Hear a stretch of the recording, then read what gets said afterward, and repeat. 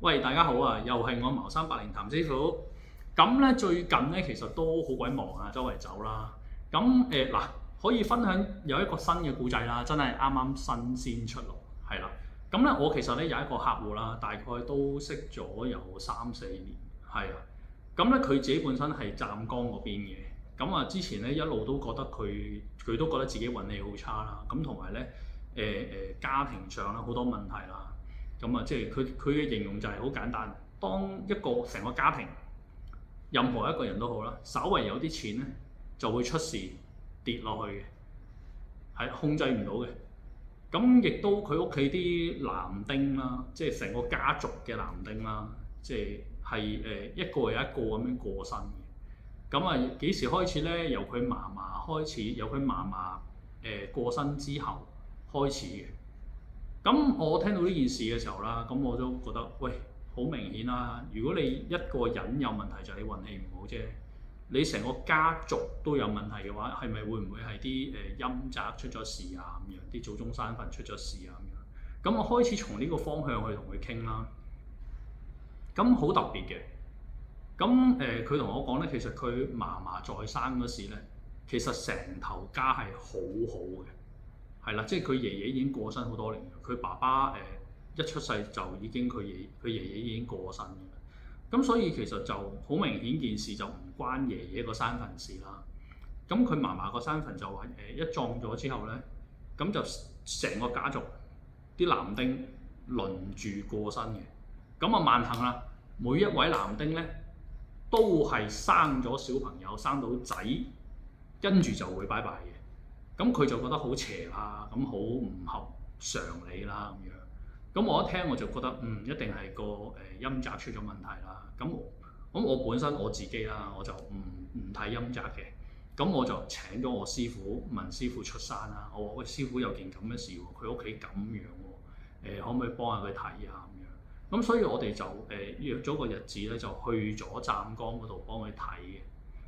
咁去睇嘅時候咧，大家交流嘅時候咧，其實都覺得係好有問題嘅。咁亦都即係叫做我師傅講中晒啦，即係都同佢講，佢話喂你屋企咁嘅情況咧，有機會係個陰宅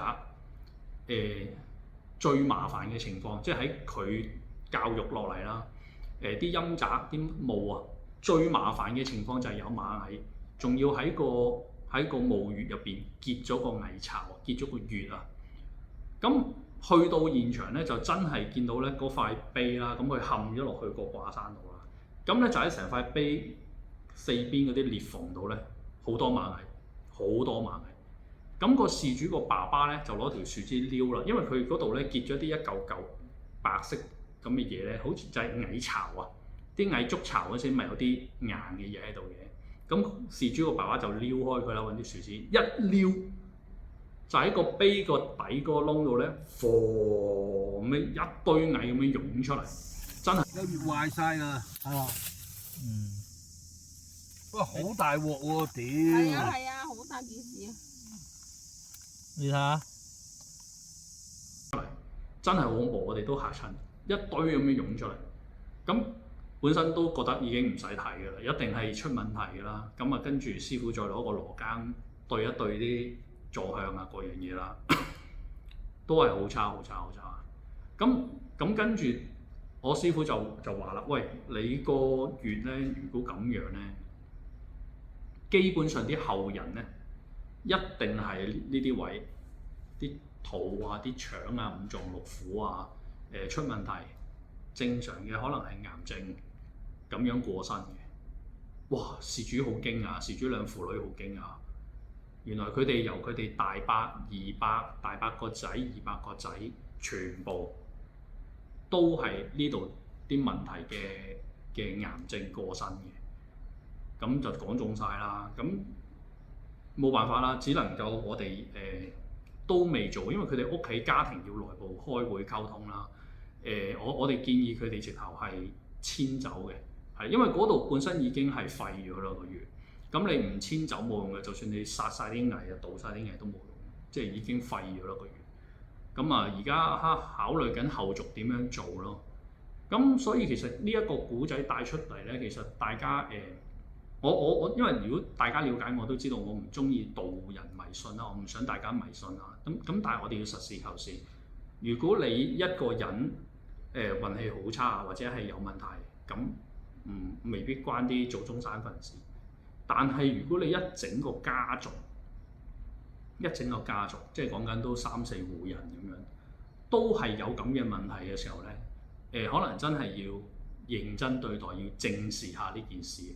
咁啊，同埋經過呢一件事啦，亦都了解到啦，原來喺市面上啦，有好多其實真係唔識嘅師傅喺度做緊呢樣嘢嘅。即係師傅本身叫我唔好講太多啦，費事俾啲人學咗啦。咁但係其實第一，你個坐向都錯晒啦。咁跟住亦都唔夾個先人嘅生辰死忌啦。咁啲線啊、啲位啊，亦都係全部唔啱啦。坐落去，即係簡單啲講，就擲住個空亡線。咁你後人點會好咧？咁你嗰個位仲要係有蟻巢啦，跟住有蟻巢嘅原因其實就係個穴後面有棵樹嘅。咁嗰棵樹咧，本身你個穴隔離有樹咧，其實唔好嘅，因為第一你啲根好容易生落去啦，纏繞住啲先人啊，或者搞到啲先人啊，咁本身已經唔好噶啦。咁啊，事主個爸爸仲話呢棵樹咧，佢斬極都斬唔斷，即係斬極都再生翻出嚟，咁啊已經好麻煩㗎啦。咁亦都係因為呢棵樹，因為樹咧佢有樹汁啦，佢啲樹根咧會甜嘅。其實咁樣就係惹啲蟻過嚟築巢建穴嘅原因咯，係啦。咁所以其實之前幫佢哋揀地方嗰位師傅啦，咁好明顯係真係唔識㗎啦。即係先唔講棵樹或者啲蟻，淨係講個坐向已經係錯晒嘅。即係唔識唔緊要嘅，但係真係唔識，千祈唔好扮識，跟住去呃人咯。係啊，佢嘅行為其實真係呃人啊！你攞任何一個流派嘅風水嘅理論去睇呢件事，佢都係錯嘅時候，就真係好過分㗎啦。